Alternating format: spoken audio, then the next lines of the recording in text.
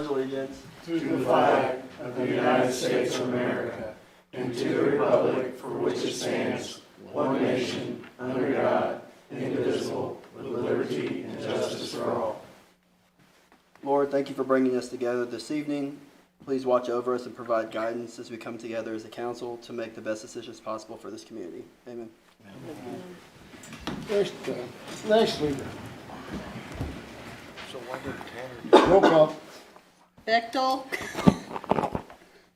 He's on the phone. Here. Okay. He's still on the phone. Young. I'm not on the phone. Yeah, I'm here. Meadows. Here. Coward. Here. Harville. Here. Elbert. Here. Venable. Here. Davis. Here. Yay. All right, hearing of citizen comments. Does anybody want to come up and speak to the microphone? Don't forget to introduce yourself. Absolutely. So my name is Michael Moore. I'm a private citizen. I was formerly a police officer here from 2016 through 2023. For some reason or other, the microphone's not picking you up, so speak out nice and loud. Okay? Nice and loud? All right. Yeah, Let's get go. after it. I'll do it. So, once again, my name is Michael Moore. I am a private citizen. I was a police officer here in the town of Boonville from 2016 to 2023. And the reason why I'm up here is I'm kind of speaking to the proposed changes to the policy manual. Only a few key issues there concern me. My first question, though, I'm not the most informed on this issue, so I'm curious what's changed in this version of the bill from the previous version that didn't pass recently. Now, our expert is sitting over there, so. There's no changes from the previous bill. Okay. And I'm not the most versed on everything that's in it, but my understanding was adding Juneteenth as a holiday and comp time, are these correct? Like getting rid of comp time, are these correct with it? Those were two of the issues, yes. Okay. I support Juneteenth. That's a great thing. We should do that part. The comp time one is the one that I'm more a little concerned about. Comp time is a benefit that officers and presumably other employees have come to rely on. And removing such a benefit, which is standard, it's a standard offering for your rivals, for officers, would only hurt morale and recruitment chances with, to my view, no significant upside. There have been recruiting difficulties for all police departments the past 5-10 years, and we're competing against other towns in the area. It's a treadmill, and we're kind of falling behind on it. Now, city has done great things. I do want to make that clear. Raising officer pay to competitive levels, sponsoring recruits in the academy. These are definitely good ideas, and there have been some good changes coming through. But unfortunately, those are now the new standard. Other agencies are all doing the exact same thing. And so with, there's been some high profile crime incidents in Columbia. We need to kind of take a more serious look at recruitment and retention, because in light of the murder of the college student last week, there's going to be a lot of changes coming to Columbia. There's a big push. And they were also kind of hurting for officers, but there's a lot of political pressure for them to try and get more. And I think that will also kind of harm the ability for neighboring communities to really compete with Columbia, because they have a lot to offer. And so we really need to make sure that we have everything we can to make sure, recruitment and retention are key. So, and also with this increased political pressure in Columbia, enforcement strategies are going to be changing there. They're going to be doing things that will hopefully drive down their crime, which could kind of offset it into neighboring communities. So I just want to make sure that we still have an adequate police force to make sure we remain safe. And removing, because I don't really know how to get more officers. It's a really, hard problem to solve, but I do know how to lose them. And getting rid of some of the benefits is one of the ways to do it. Removing comp and just giving overtime for now sounds fine, but what about in lean years when the overtime budgets shrink? In my experience, overtime wasn't always on offer. We were encouraged to flex and or get the comp time. And so I'm kind of worried that in the future, if comp is no longer an option and we go through such times whenever overtime, we might need to tighten the budget a little bit.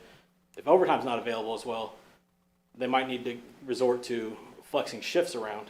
And that's kind of where not all days off are equal. If an officer wants to, on Saturday they have that day off, they're going to go down behind Kemper, to the park, watch the kid play soccer, or whatever family event or memory that they have going on, and they need to come into cover because, there's been some other event. Replacing that with a random Tuesday in the same pay period doesn't quite fix the issue, and that's going to be something that they notice. I'm kind of worried about that. Building comp banks, it also kind of helps the employees have, I call them extra days off, but they're not really extra because they did already work those hours. They're just kind of, flex.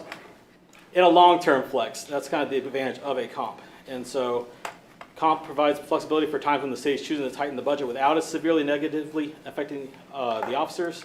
And it's kind of a win-win situation for everybody. And that is standard given how comp is currently done in other municipalities. In closing, I just ask the council to really look at this proposal critically. It may be presented to seem like a slight change, but it isn't. Talk to your constituents that are city employees or officers, kind of get their opinion on it, because when you look at the effects, you kind of need to ask if all the risk is worth the slight benefit. Thank you. Michael, Yes, did you sign in? I did not. I Can you apologize. do that, please? Yes, I Thank you. absolutely will. Thank you. Make sure your contact number is on. Of course.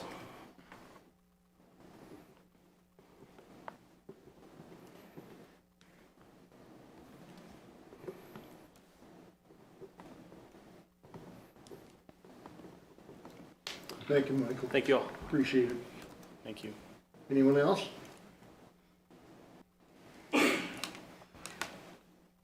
Good evening. Scott Wack.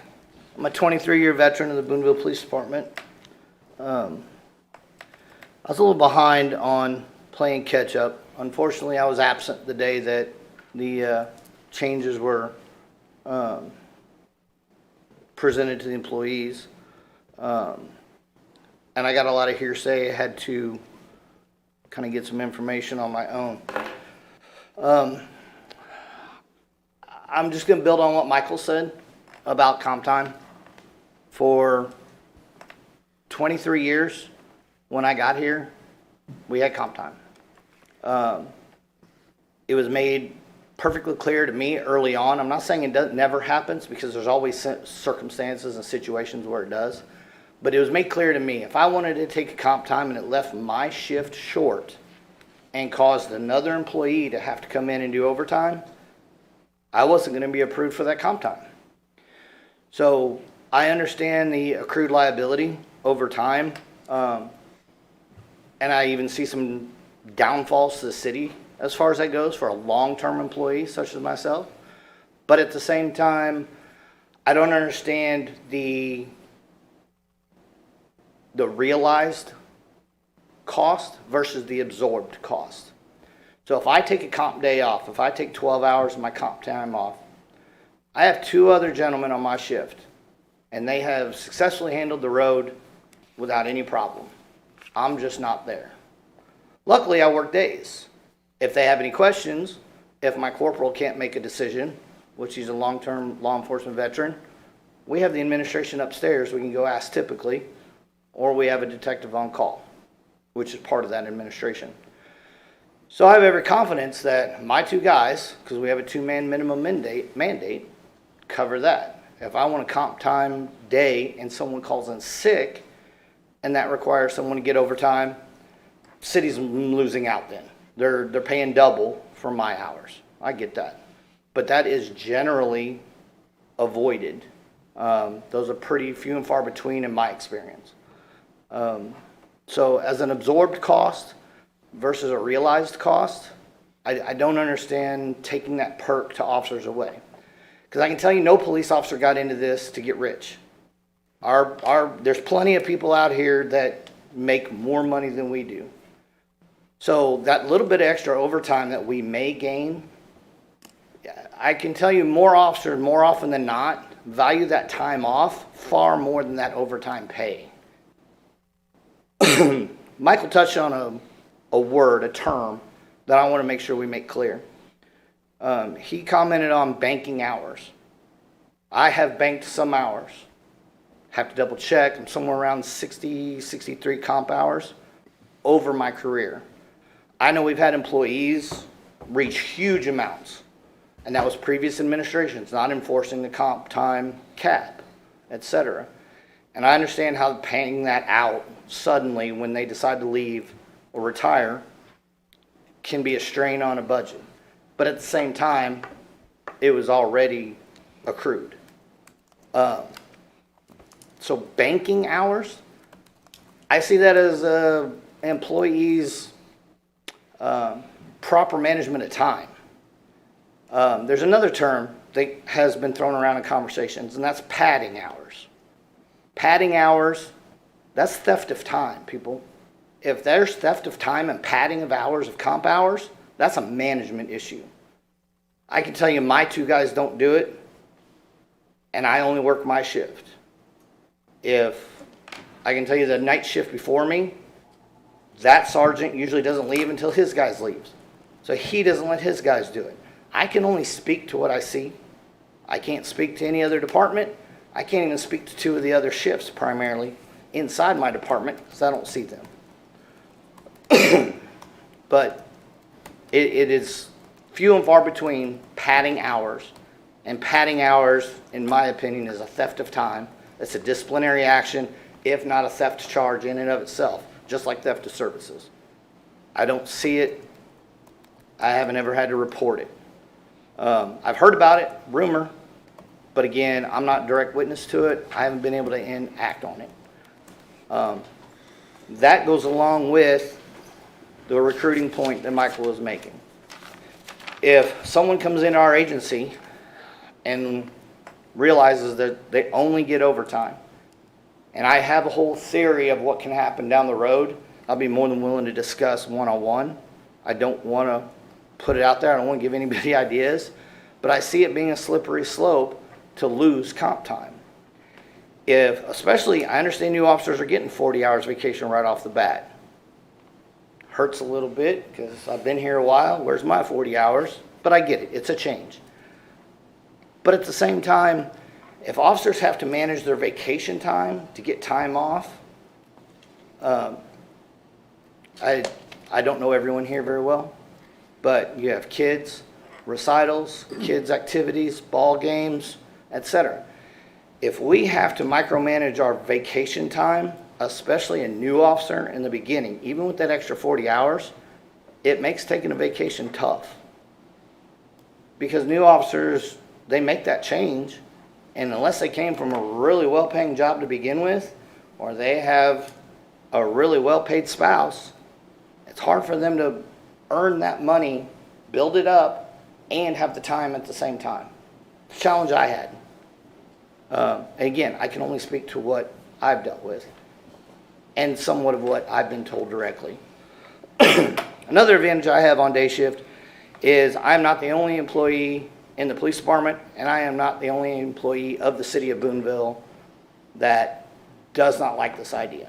I cannot comment to who has reached out through their department heads or directly to Kate or anyone else. I just know there's other employees in the city that feel the same way I do. They've gotten comp before, and if it goes away, it's going to make it harder on them. It's going to make it harder for us to recruit. To that, I'll transition to my second point, which is more of a pet peeve of mine than anything else. My first 20 years here, we did 40 hours, and then we got overtime over that, or comp.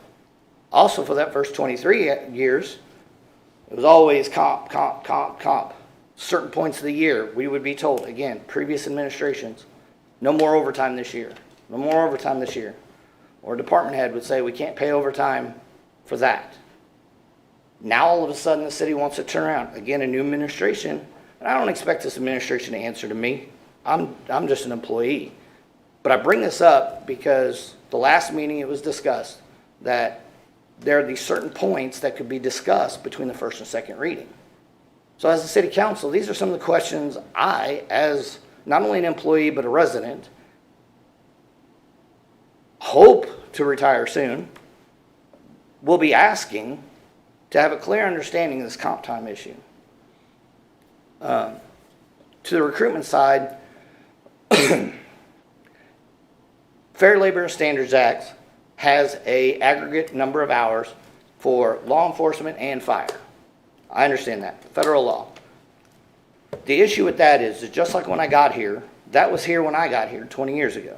That was put in place, revised over the years, but I think that first started in the late 60s, early 70s, something like that. So that was here long before me. But the city was doing better than our 86 hours for overtime. And if that first step is simply we get the police department, again, I can't speak to any other agency. I work with the fire department quite a bit. We don't get a lot of conversations though, at least not about stuff like this, because they run a different schedule, they run different hours, etc. They're a different industry than we are. Those two departments are not 8 to 5. And I know street department, water department get called out on occasion, but they don't have the constant 24-hour coverage that our two departments have. So being able to get paid overtime after R84, because we were already on an 84-hour schedule before the time clock and the FSLA issue became an issue. The police department had self-worked out a 8-hour day in our work week. Bobby Welliver had established these are the rules to your 8-hour day. We couldn't take it on, examples of that, I can't remember all. Can't take it on weekends. You work 12s on weekends. If you work a weekend, you're working all 12. Can't take your 8-hour day on a Saturday. Because typically it was going to be someone of seniority, and they were always going to take it on a Saturday. That's not fair to everyone else. Day shift had to take it off a certain part of the shift. Night shift had to take it off a certain part of the shift. You're stepping over to management and away from policy. So But this is a policy. let's make sure that we're staying clear on what it is you're looking for here, okay? Okay. So we had already self-imposed that. New recruits, new officers looking to come here that have already been working 40-hour jobs and getting paid overtime after 40 hours, they ask around. That's what cops do. Potential cops talk to current cops. If they ask, what's your all's pay schedule like? What's the schedule like? I don't know a cop that's going to lie to them and tell them, we work 84, but you're not going to be paid overtime until 86. Again, that's allowed by the federal standard, but I think Boonville can do better. They did better before. It's just that's a pet peeve of mine. I don't want to come in and work a whole nother 12-hour shift if 2 of those hours are going to be at straight time. Because when I do the calculations in my head, hey, I got an extra 12 hours because I worked this extra day. I don't want to figure out 10 extra hours because 2 was straight time and it's just not worth it. So I get asked to work another shift. I'm usually one of the last ones to get asked, mind you. But if I get asked, I'm not very up on covering a shift anymore for that reason. So these are things that I want to bring to you guys as questions to ask and something to discuss. Not only comp time, but the future recruitment problems we're going to have. Boonville's done great. Adding the academy, paying for that, getting officers under contract has done a lot. But other agencies are doing that too. It's going to catch up to us. And if all we have is overtime, what happens? I don't have the numbers. I have to ask Kate. But a year and a half ago, we were down to 50% staff. There was a lot of overtime paid out. What happens if we hit that again? I have no idea what the intended overtime budget is. I haven't looked at it. I'm just bringing these points up for you guys to discuss. These are concerns of not only employees, but residents. As a former police officer and resident, as a current one that hopes to retire minimum in the next 18 months, I want to know the police department's on the right track. I'm on the inside. So, Is that it? yep, I'm done. Okay. Thank you for your comments. Any questions? No. Whitney, did you have a No, question I for was me? just- Okay. Time limit. Thank you, sir. Anybody else?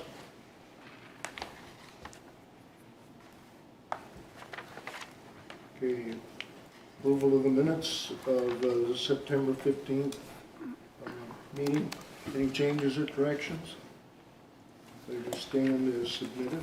Thank you. No consent items. Presentation of accounts and claims, it's on page 6.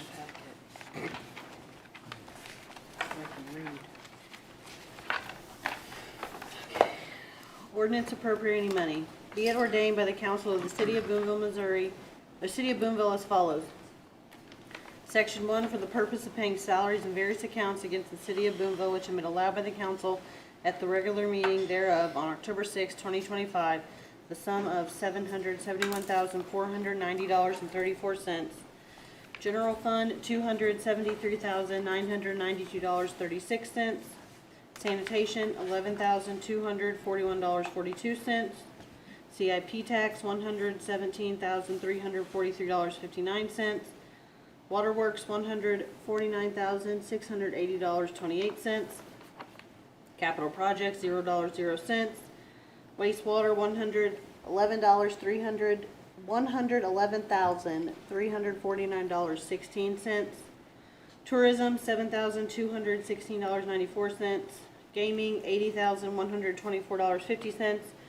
Parks and Water, $15,813.09. Kemper sales tax, $4,729.00.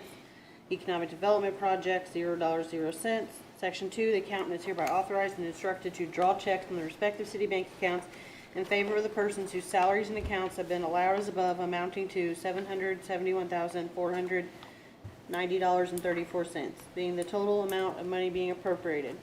Section 3, this ordinance shall take effect and be enforced from and after its passage. First reading October 6th, read for the second time this October 6th, since a copy was made available prior to the meeting.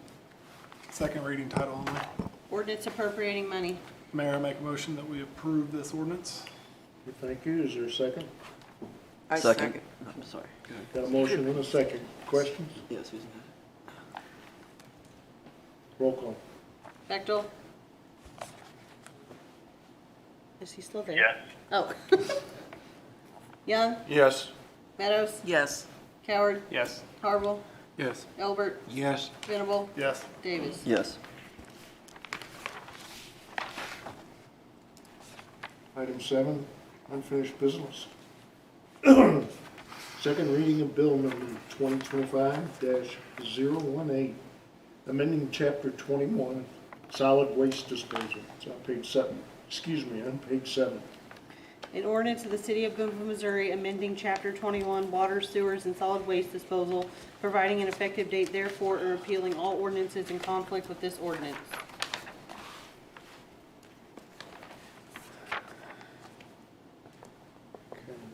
We have motion. Motion? Mayor, I'd like to make a motion we approve this. Okay. I'll Second. Sorry, go ahead, Whit. I Who's got it? got Whitney. Okay. Got a motion and a second. Any questions or comments? Brad, we're all cleared up on the language concerns we had last time? Yeah, we doubled back, and I touched on this briefly in my comments at the last council meeting. We combined or included single-family dwellings in this and tried to clarify the language to fully define water, sewer, solid waste. I mentioned in the last meeting, we also added some language that this was not going to be enforced retroactively because there were some people in years past that had qualified for one or the other. But from this point forward, it's they're not mutually exclusive. Somebody can't come in and say, I want water but not solid waste, or solid waste but not water. And this was all a result of that internal audit by Waste Management that showed that a lot of people were either intentionally or unintentionally taking advantage of the system. So, yes, we cleaned up the language. Thank you. Any other questions? Roll call. Bechtel? Yes. Young? Yes. Meadows? Yes. Coward? Yes. Harville? Yes. Elbert? Yes. Venable? Yes. Davis? Yes. Item B, unfinished business. Second reading of bill number 2025-022. Ordinance approving agreement with Alliance Water for water treatment plant. It's on page 9. An ordinance of the City of Boonville, Missouri, authorizing renewal of the professional services agreement for the management, operations, and maintenance of the water treatment plant by and between the City of Boonville, Missouri and Alliance Water Resources, providing an effective date therefore, and repealing all ordinances in conflict with this ordinance. Mayor, I move we approve this bill. Thank you. Second. All right, got a motion and a second. Questions, discussion? There being none, roll call. Bechtel, Yes. Young, Yes. Meadows, Yes. Coward, Yes. Harville, Yes. Elbert, Yes. Venable, Yes. Davis. Yes. Motion passes. Item 8, new business. First reading of bill number 2025-023, amending the personnel manual effective November 1, 2025. Starts on page 12. An ordinance of the City of Boonville, Missouri, amending the Boonville Code of General Ordinances, Section 2-35, adopting the November 1, 2025 City of Boonville Personnel Manual, providing an effective date therefore, and repealing all ordinances in conflict with this ordinance. Thank you. Item B, discussion of I bid received on page 62. I touched on this on my memo, and Scott's here, and more people are here. That we only received one bid, which we put the bid tab in, and in conversation with Scott, it's our recommendation to reject bids and we'll rebid the project, but I'll let Scott say a few more words. Tyler. I want to introduce Tyler Bradley, young engineer here, to put this project together. So, basically, bids came in high, as you can see, significantly high. Asked the contractor for some explanations. His key points is the project's small enough that there's no way to get in a rhythm and increase production. Once you get things rolling, you will be mostly done. Everything is somewhat spread out, so there will be moving around a lot. It looks like there's a potential for utility conflicts in a couple of the areas, so potholing lines will be essential. Basically, when we looked at this and what Tyler has put together, this contractor is just finishing up a job for us, $2 million job doing exactly the same thing as his project. Line items that Tyler put together on this thing match up with that project, which is his bid in our estimate. So obviously he's increased his bid accordingly, far beyond what a $2 million job he was receiving for the same line item. So that's where we're coming from. Our intention, hopefully, is that we could add to this project with next year's budget, come out to bid in maybe May with a little bit larger project so that we can alleviate some of that. And then see if we can't twist some arms from local contractors and get this thing reduced. I also just want to note, just so you guys are aware, the I&I projects are sort of a long-term, continual maintenance. It's not a crisis. It's just something that we keep trying to do. So waiting until May is not, from our perspective, going to be an issue in terms of the quality of the water, the quality of anything. It's just something that we're continuing to work on. Yeah, and DNR, you got to submit a report to DNR on your efforts to reduce your I&I. I&I is inflow and infiltration from stormwater getting into the sanitary sewer.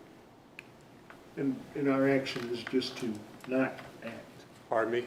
Our action, the council, is just to not act. We Reject. need a motion to reject all bids. Okay, that's why I was asking. And that's what yeah. I would think. Yep, we do need a motion to. Unless you want to move forward. So I'll go ahead and make a motion that we reject the current bid and we reevaluate in the next fiscal year. Thank you. Is there a second? I second it. Motion and a second. Any further discussion? I just have one question. With costs continually going up, is this something to be concerned about by delaying action on this? I know don't you can't believe so. predict, but The exact same number for lining the manhole on that $2 million job that was bid 2 years ago is the exact same unit price that was bid this time for lining the manhole. Lining the manhole was half the project. The other half was removal of manholes and replacement. And they're two different contractors. So one contractor had the same numbers as before, and the other one was very different. It was a huge increase. Yeah, it was a subcontractor to this contractor, so it wasn't his numbers. Yeah. Okay. So to answer your question, I don't believe they're gonna escalate in the 6 months that we're gonna delay this. Okay. Get it done. Any other questions? All right, then we don't need to take any action. We need roll call. How about a roll call? Bechtel? Yes. Young? Yes. Meadows? Yes. Coward? Yes. Harville? Yes. Elbert? Yes. Venable? Yes. Davis? Yes. Item C, first reading of bill number 2025-024, authorizing and approving an agreement for depository bank bills, page 63. An ordinance of the City of Boonville, Missouri approving the depository agreement between the City of Boonville, Missouri and BTC Bank with a complimentary pledge and custodial agreement for security interest, NA, providing an effective date therefore and repealing all ordinances in conflict with this ordinance. Motion? Nope, we're not It's ready just for the that. first reading. First reading. We can do that. Reports of standing committees? Are there? Nope. There are none. Reports of city officials? Page 91. For an appointment.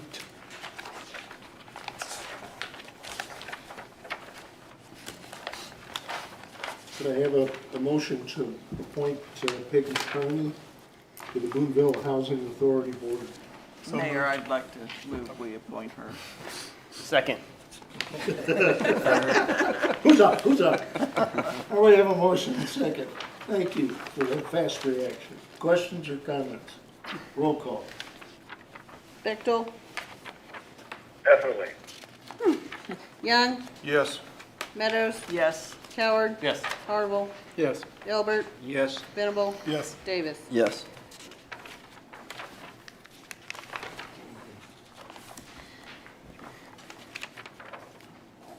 That takes care of me. City Administrator.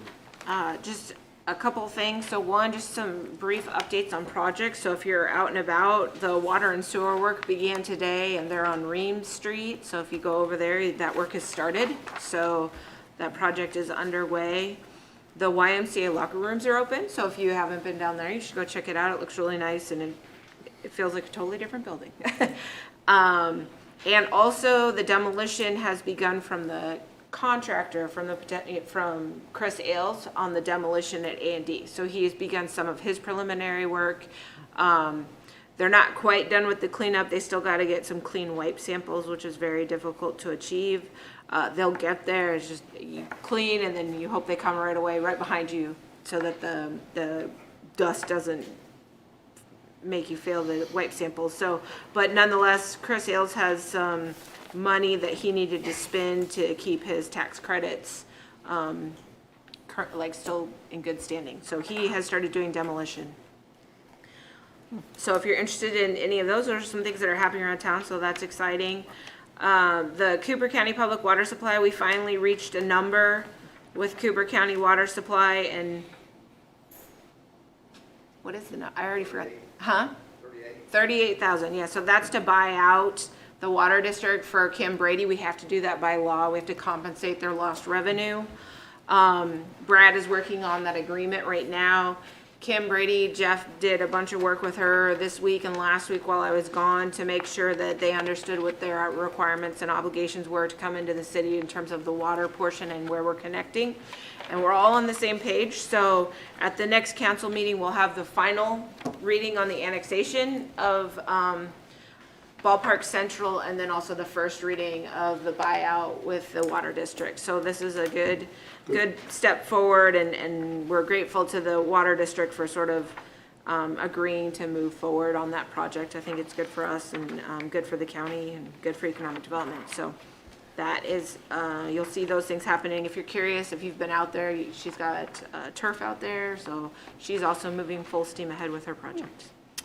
I appreciate you slowing down the telephone calls. Thank you very much. So then I'll move to the discussion of the proposed personnel manual. As you heard, we didn't change anything because we kind of weren't sure where we wanted to go. I'll defer to you guys. We can leave the verbiage in there in comp time if that's your preference, but as it stands, it is the department head's discretion. So it could be there, it could not be there. I'll still stand by the fact that I'd rather pay out our accrual in the year it's occurring. It's just better business for us.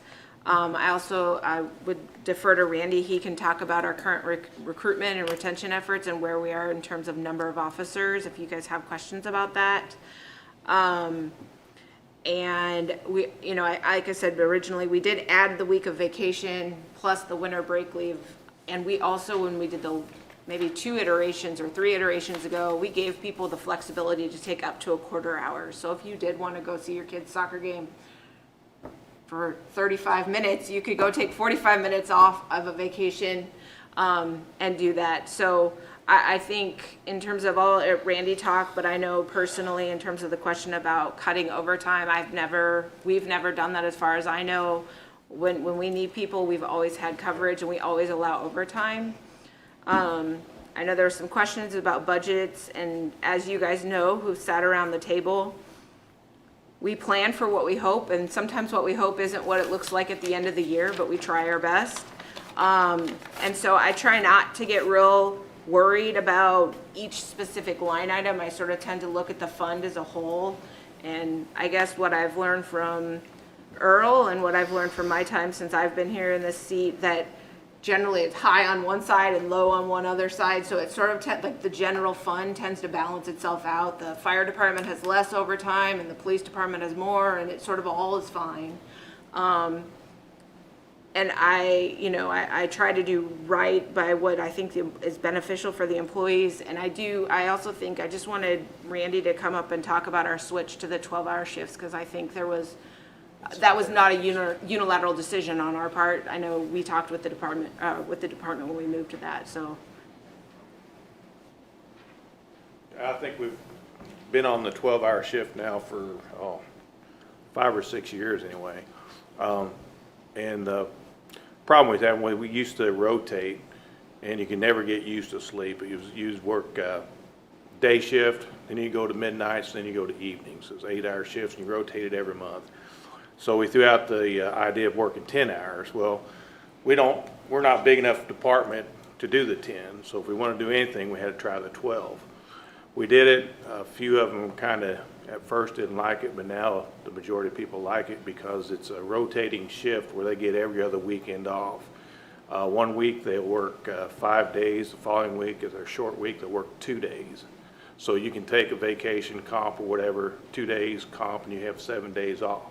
So it works out for them. They do like it, and guys that didn't like it at first, you'll never get them to go back to anything else. It's they like the 12-hour shifts. Where are we at on staffing, Randy?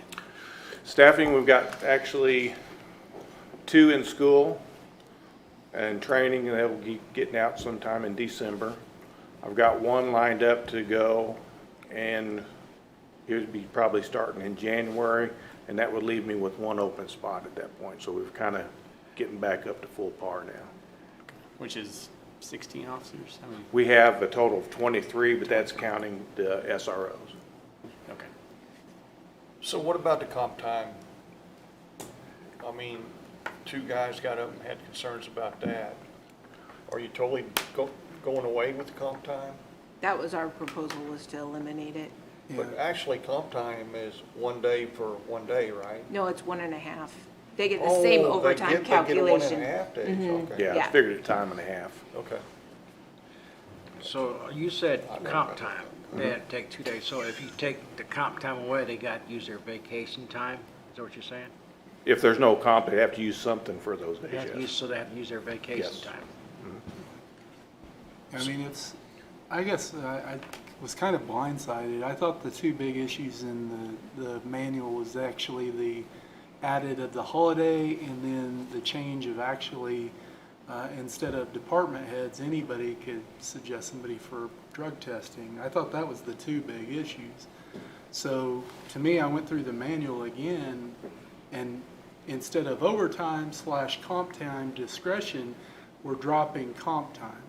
So I know I was kind of blindsided when we heard two people, hey, what are we doing this for? That's kind of the first I'd heard of this. So are you hearing other people complain? I mean, what he alluded to? I've had a talk with one officer in my office. Yeah. That's all I've heard. I mean, I've heard of some people, another officer that wasn't really hip on it. Got it. But I have not had any others come forward or anything to me at this point. I've heard of two people so far. And maybe we can ask the fire chief as well, the same issue. Because, I mean, you guys, to me, your two departments are the two that would probably be most directly affected by this. So the majority of my guys are close to retirement. Right? So some of them are. Hey, Chief Cooper, why don't you come to the podium so the YouTube world can hear you? And Tanner can hear you. Tanner, are you still there? So the majority of my guys I'm are still here. close to retirement, right? So with loggers, they want overtime versus comp time because your retirement is based off of your average of your final 3 years. Yep. So they would prefer to work the overtime versus comp time. Now you take a guy like me that's only been here 6 months, and if I was able to accrue comp time for, coming to the city council meeting or whatever, a younger guy would probably be more attractive to comp time because he's not even thinking about retirement, right? So I don't really have that issue in our department. The older guys would rather have the overtime. Good point. And I want to say too that in Public Works, I don't think there's anyone in your department that takes comp time. Girls in office, everybody else has done it. Yeah, and Parks, we only have one. Doug Gramlich's the only one that took comp time, and he's fine. He did come and visit with me, and otherwise, I haven't had anyone else come to my office. Yeah, I think just the point I'll make, and we'll talk more about this in the next meeting because we'll have our second reading and we'll all get to say whatever we want, but Thank you. it's not the elimination of comp time and not rewarding time. It is just moving strictly to, if you're working, you're getting paid, and if you're working more than the set hours, you're getting your time and a half. I can't imagine another simple way to reward someone for their time than that. And, oh, by the way, new employees coming in for their retention, they're getting more vacation. They have more flexibility to spend time with their families or do whatever it is they want. That's the point of vacation, is giving them the freedom to do that. So, in my view, and Chief Cooper made a great point, Randy, thanks for your feedback on that. It's moving to a very, very streamlined way in which we can reward people for the time worked. So it makes it simpler, it makes it easier. It gives the younger employees more time, more vacation time. There's a few things in there regarding, reporting, but I think that's pretty minor. I think it's what we would all expect from our employees of the city. So, in my view, I understand what Officer Wack was saying, and but it just goes to a streamlined source of, we're going to reward you for your time, and we don't have to complicate it. That's kind of the way I'm looking at it. Yes, but I'm thinking if you have two officers, one ex and one now on patrol, there's something's going wrong. That we need to sit down and talk to our police officers. You know what I mean? I'm not sure I'm quite following. Well, what I'm saying is, Councilman Coward, is they came up here to talk about their comp time. We have time clocks there, you know what I mean? So there's something that's going on that we need to sit down and talk to our police officers, maybe Kate will or Randy will, and ask them for some type of direction. Well, I mean, how would they like it? Yeah, I mean, I think that's fair enough, Barry, but what we're talking about is they're going to work whatever they're going to work. We're not saying you're working less, we're not saying you're working more. You're just saying when you do work, we're going to pay you the appropriate rate when you're working. But what I'm saying is some of them like comp time and some of them like vacation time. You know what I mean? If we want to be a good citizen and good steward of the city and protect our police officers, maybe perhaps we need to sit down and talk to them You know what I mean? Yeah, I mean, I like getting feedback from anyone that's involved, but I do think moving to this particular new policy would just make it simpler, easier, and rewarding people for the time at that moment and that pay cycle, so. We'll talk more about it, and we got another meeting from that. And just as a point of clarification, if you guys want to make changes, can be pushed to a third reading if it has to be, or else you can make an amendments, in the conversation. We'll just brush up on our Robert's Rules of Order as we do it. So I'm gonna, unless I hear otherwise, I'm gonna leave it the same. So can Randy talk to his officers? Okay. But Kate, I got one last question for you. Uh-huh. Last time the bill failed, and Councilman Davis wanted to bring it back up. So when he wanted, I'm saying, shouldn't it be changed, something different, or is this the same bill? It's the same bill because he asked for it to be reintroduced. Okay. And so it's exactly the same. That's not to say it can't be changed. And in our conversation, I said that we would have this discussion because if there was something that as a group you all felt strongly about, let's say everyone said, police uniform should now be purple, and that's what we want, then we would have put that in there now so that it was in there, but I'm not sure that I'm seeing consensus across the table. So I think we just leave it and then you guys can have the conversation again. Hopefully we can figure out what it looks like, and I guess Randy will reach out to some more of his officers and kind of pull them and see where they are. And he can provide that feedback when he gets back. If I can interject just for a second, if you'll recall when Councilman Davis brought it to my attention at the last meeting, when it failed, there were 5 council members here, and one of Councilman Davis's questions was, hey, I don't know if we were fully represented or fully understood the impact of the personnel change or it passing. State statute doesn't prohibit an ordinance or being reintroduced. It's got to be renumbered and start from scratch. But something else to keep in mind pursuant to any discussion you all have with your constituents is it doesn't necessarily have to be all or nothing. The council has the opportunity, if it wants to make specific changes, to make line item changes or whatnot for furtherance of an ordinance. But in that particular case, we took a vote. We had 5 council members here. There was a no vote, so it failed. And that's why at the last council meeting the question was brought up, can we introduce this or reintroduce this so we can get a better explanation? So I think what's happened tonight is productive. I think we heard some valid points, but I also think that there needs to be a little more clarification. I think Councilman Coward touched on it are there any negative consequences of taking this out, or are you working for your time and you're still being benefited? I want to make it clear to the citizens and to the council, I don't have a dog in the fight. I'm here to advise on legal matters. I read black and white and I look at numbers. But when I looked at this, one of the things that kept coming back in my mind was the idea that this is discretionary on department heads. We've talked a lot about, specifically tonight, law enforcement. We talked about fire department. We barely touched on public works, street department, parks, all of those things. It's discretionary. So if I'm looking at a way to, someone said it earlier, streamline how we are going to impose a personnel manual on all employees with a fair understanding of what the expectations are.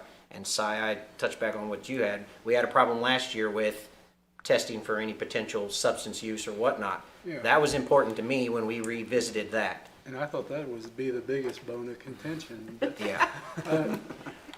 I mean, and honestly, my only thing that I see is the one part of the department that we have the worst or hardest time retention-wise is the one that's complaining about it.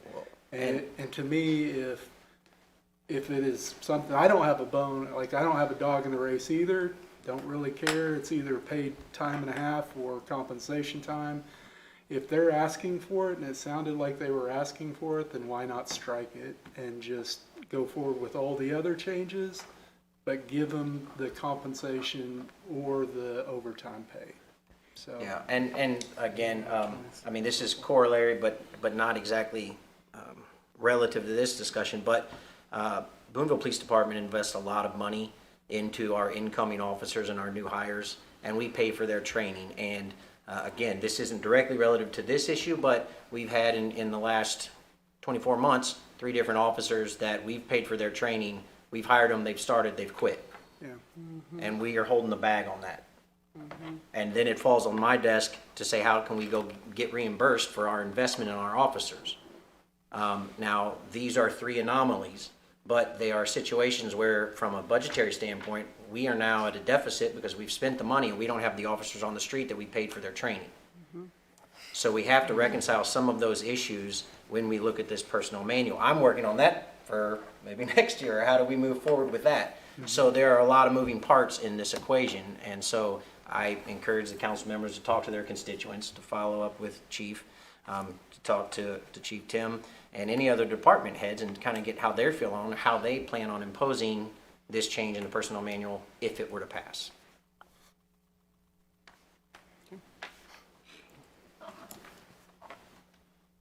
Well done.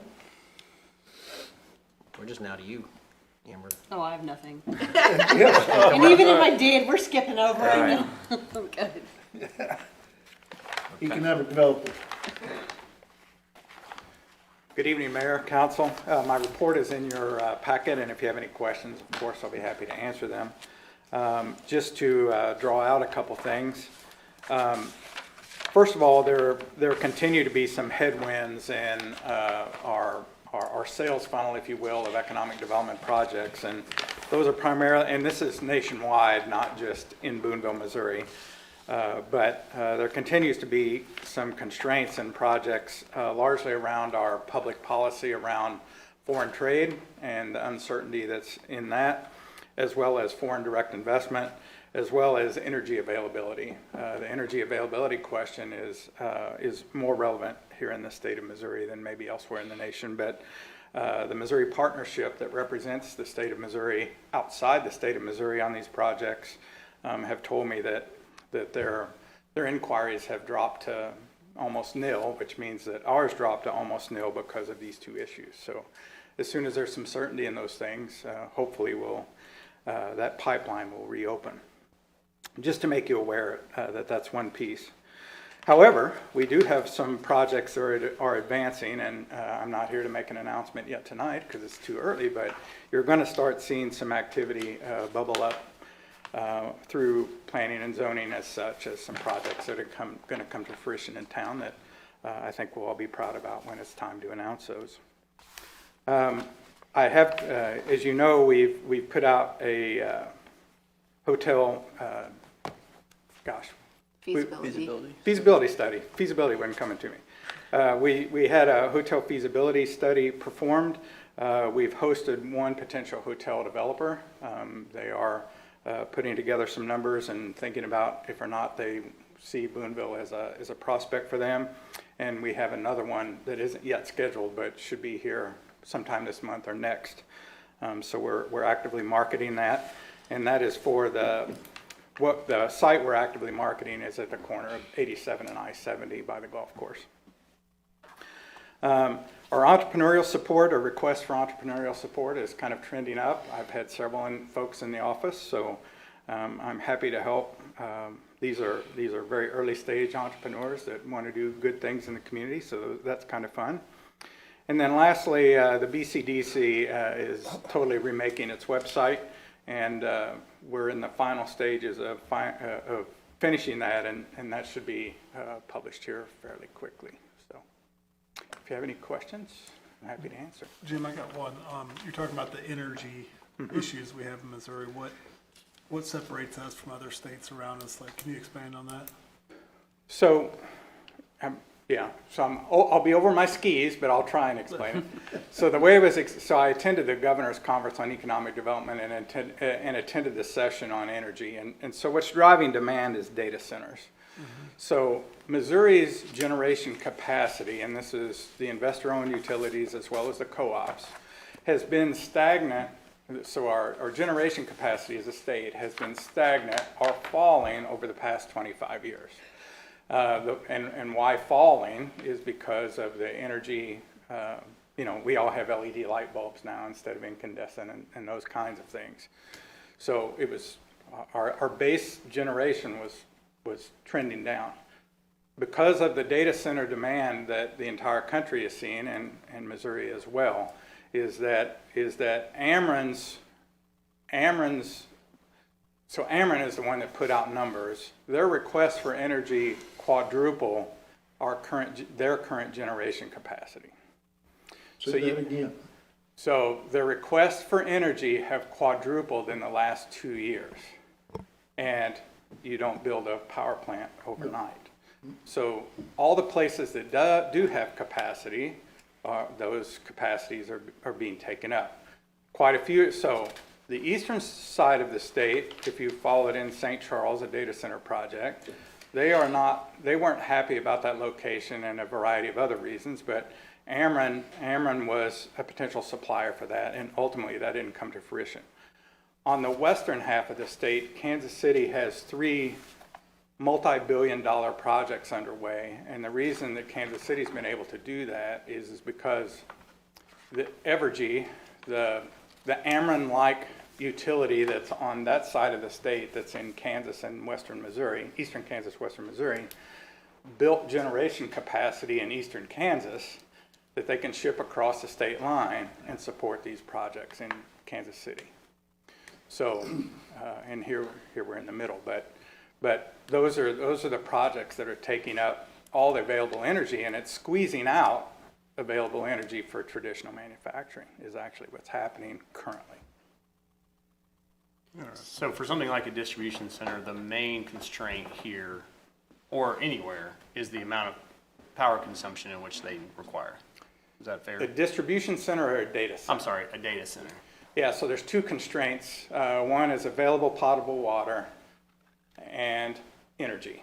And we are, the electric co-ops who are not regulated by the Public Service Commission are probably more closely tied to their membership because of how those organizations were created.